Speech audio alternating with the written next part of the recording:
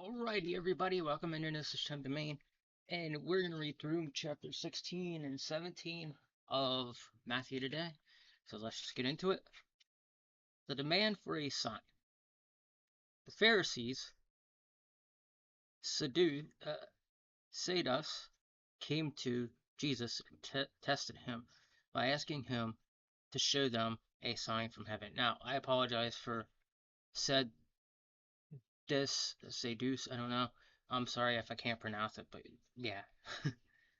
He replied, "When evening comes, you say it will be fair weather, for the sky is red, and in the morning, today it will be stormy, for the sky is red and overcast. You will know how to interpret the appearance of the sky, but you cannot interpret the signs of time. A wicked and adulterous generation looks for a sign, but none will be given it except the sign of Jonah." Jesus then left them and went away. So they're looking for a sign, and Jesus says, "You're gonna get it, but it's gonna look different than what you think it is." So, yeast for the Pharisees and the Sadducees. All right. When they went across the lake, the disciples forgot to take bread. "Be careful," Jesus said to them. "Be on your guard against the yeast of the Pharisees and the Sadducees." They discussed this among themselves and said, "It is because we didn't bring any bread." Aware of their discussion, Jesus asked, "You of little faith, why are you talking among yourselves about on bread, having no bread? Do you still not understand? Do you remember the 5 loaves for the 5,000, and how many basketfuls you gathered? Or the 7 loaves for the 4,000, and how many basket loaves you gathered? How is it you don't understand that I was not talking to you about bread? But be on your guard against the yeast of the Pharisees and the Sadducees." Then they understood that he was not telling them to guard against the yeast and bread, but against the teaching of the Pharisees and the Sadducees. All right. Peter declares that Jesus is the Messiah. When Jesus came to reign of the Caesars Philippi, he asked his disciples, "How do people say the Son of Man is? Who do people say the Son of Man is?" They replied, "Some say John the Baptist, others say Elijah, and still others say Jeremiah, or one of the prophets. But what about you?" he asked. "Who do you say I am?" Simon Peter answered, "You are the Messiah, the Son of the living God." Jesus replied, "Blessed are you, Simon, son of Jonah, for this was not revealed to you by flesh and blood, but by my Father in heaven. And I tell you that you are Peter, and on this rock I build my church, and the gate of Hades I will not overcome it. I will give you the key to the kingdom of heaven. Whether the bind on earth, whatever you bind on earth will be bound in heaven, and whatever you loose on earth will be loosed in heaven." Then he ordered his disciples not to tell anyone that he was the Messiah. So, yeah, Jesus ordered his disciples then and there not to tell anybody that he was the Messiah. Um, and that's the thing is like I do it too. Where I have a lot of incredible stuff happen by God, but I will never say I'm a prophet. I will always say it as my connection to God is extremely incredible, and that's how people should say it. I've seen people declare the prophets without even actually, actually giving proof of it. And if you have incredible stuff happen through God and Jesus Christ, you're not a prophet. You're just very, very connected to Jesus Christ and God. You may be a leader of some sorts, but you will always just be connected to Jesus Christ and God. That's how you want to say. Because if you go around being like, I'm a prophet, then you declare yourself as importance. And what does that mean? You're making yourself an idol under the Lord, under God Himself. So that's something you don't want to do. All right. Jesus predicts His death. From that time on, Jesus began to explain to His disciples that He must go to Jerusalem and suffer many things at the hand of the elders, the chief priests, and teachers of the law, and that He must be killed, and on the third day He will be raised to life. Peter took Him aside and began to rebuke Him. Never, Lord, he said, this shall never happen to you. Wow, we saw that. You guys didn't notice it, but like the wind flipped the page. That's Jesus Christ, man. Jesus Christ is like flipping pages for me. He's like, read, read, read. Jesus turned. Wow, Jesus turned. Jesus turned the page for me. All right. And said to Peter, get behind me, Satan.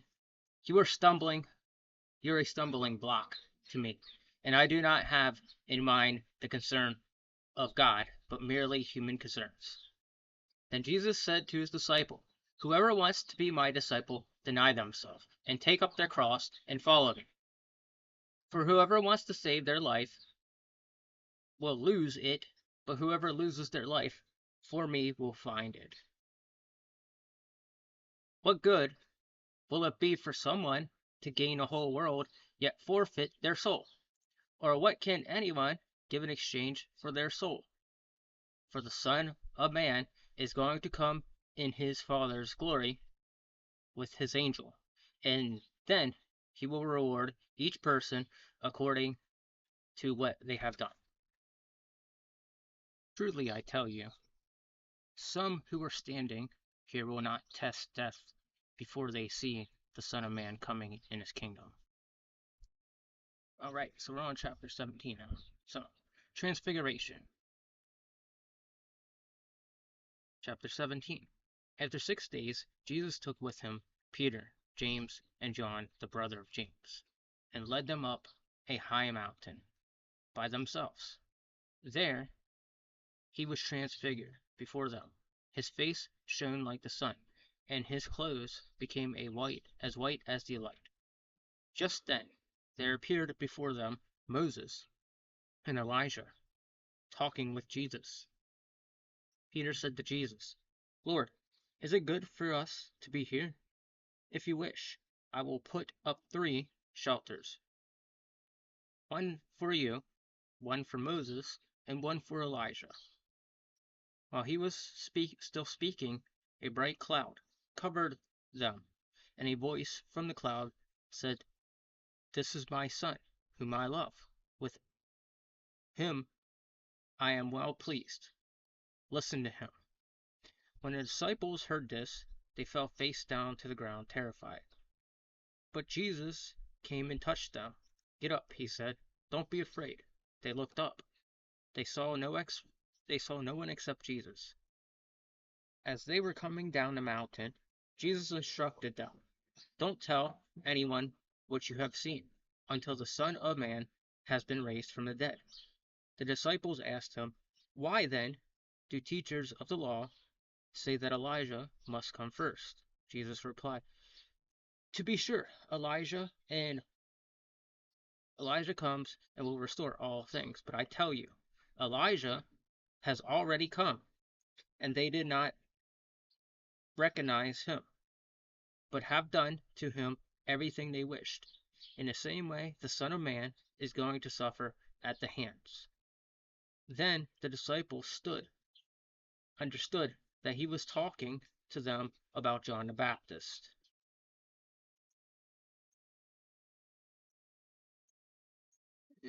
So, God shows up and tells everybody to listen to Jesus Christ because God was just like, God, when you see that golden cloud or you see gold in your sight, see that golden cloud, you are witnessing God firsthand. I've seen the golden cloud. Jesus Christ wasn't there, but I've seen the golden cloud. So, right. Jesus heals a demon-possessed boy. When they came to the crowd, a man approached Jesus and knelt before him. Lord, uh, have mercy on my son, he said. He is he has seizures and is suffering greatly. He often falls into the fire, into the water. I brought him to your disciples, but they could not heal him. You, unbelieving and perverse generation, Jesus replied, how long shall I stay with you? How long shall I put up with you? Bring the boy here to me. Jesus rebuked the demon, and it came out of the boy, and he was healed.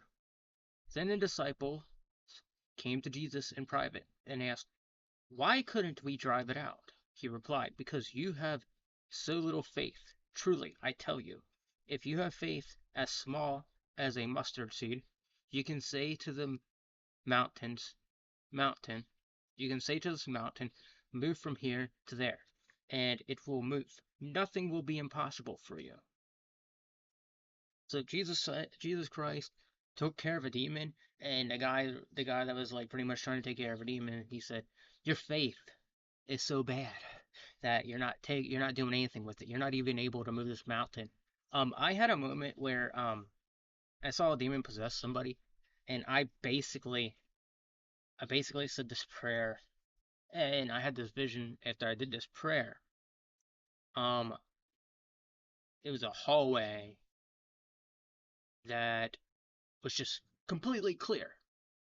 Like if you're standing in a hallway and you look down it and you see it out at the end of it.